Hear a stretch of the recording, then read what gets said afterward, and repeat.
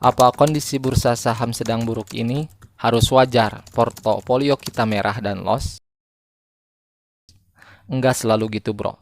Justru market kondisi seperti ini ada peluang bagus untuk bisa dapat profit besar. Nah, gimana caranya? Oke, mari kita diskusi untuk mendapatkan jawabannya di video kali ini.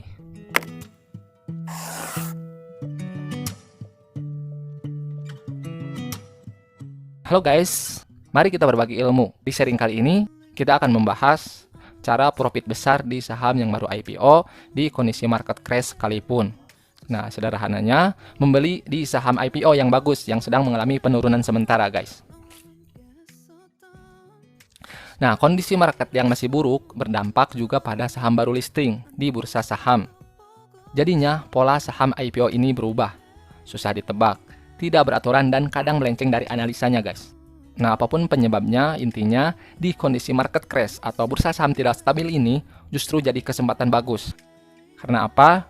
Jadi kesempatan untuk bisa membeli sahamnya di harga bawah terbuka lebar guys. Dengan catatan membeli perusahaan yang bagus, yang fundamental dan valuasi perusahaannya baik, yang terkonfirmasi juga ada potensi besar naik di kemudian hari guys.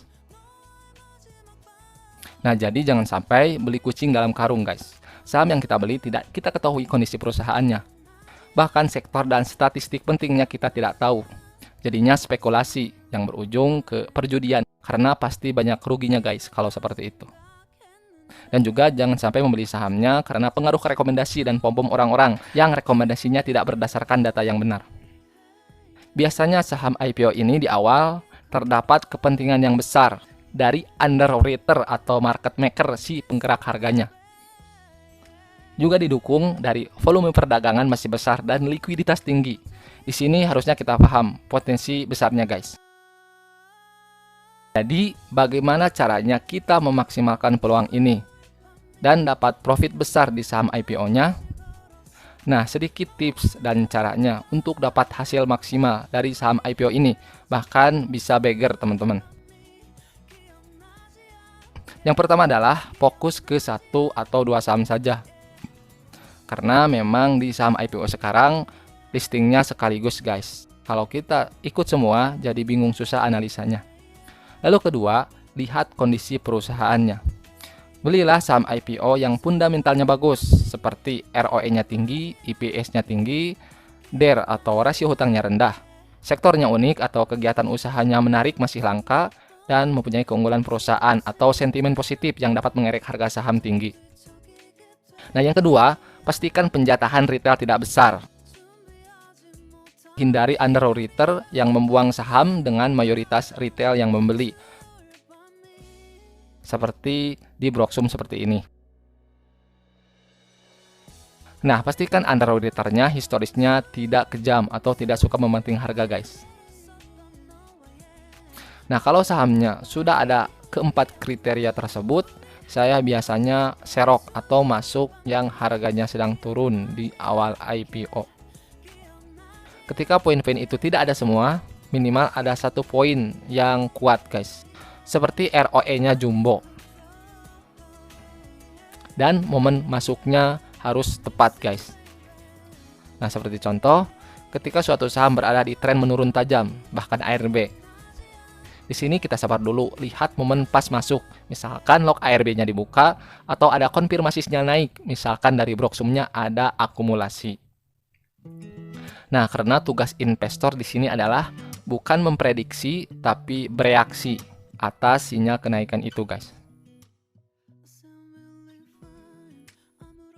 Contoh saham kemarin, jika saja teman-teman masuk di saham buah yang harganya masih di bawah dengan fundamental bagus. Karena kita tahu ROE-nya bagus, sektor usahanya masih langka saingannya guys. Karena supplier buah ke minimarket se-Indonesia juga dia membagikan dividen. Di sini terkonfirmasi bagus.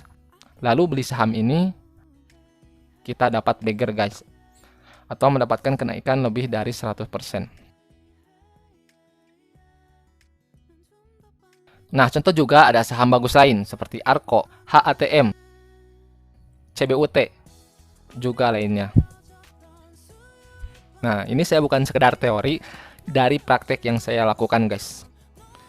Nah, kalau kita analisa dan kalkulasi dengan baik, minimal kita tidak tertipu oleh saham jelek.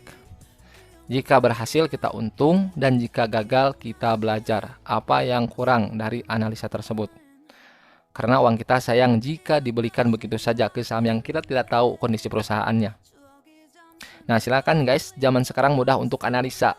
Kita gak analisa pun kita bisa mendengar dari grup-grup, forum-forum saham, atau YouTube dan lain sebagainya. Pastikan teman-teman dapat informasinya yang berdasarkan data, bukan pendapat atau opini.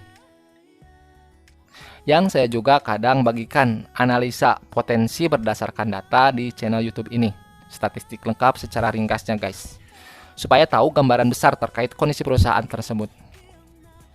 Nah, seperti itu guys, karena investasi yang sesungguhnya memang seperti ini. Pada hakikatnya investasi yang benar melakukan aktivitas pembelian yang memiliki potensi keuntungan di masa depan. Membeli saham yang masih kecil namun punya potensi besar. Saham IPO sendiri, saham yang baru yang masih muda, yang sebagian mempunyai bibit yang menjadi prospek besar di kemudian hari. Nah, dengan mempelajarinya, pengalaman kita bertambah dan semoga menjadi investor sukses juga di kemudian hari guys. Nah, itu guys untuk sharing kali ini. Semoga bisa ada manfaatnya. Oke teman-teman, silahkan jika ada saran dan masukan tulis saja di kolom komentar di bawah agar dapat meningkatkan kualitas informasi dari channel YouTube ini. Terima kasih dan sampai jumpa guys.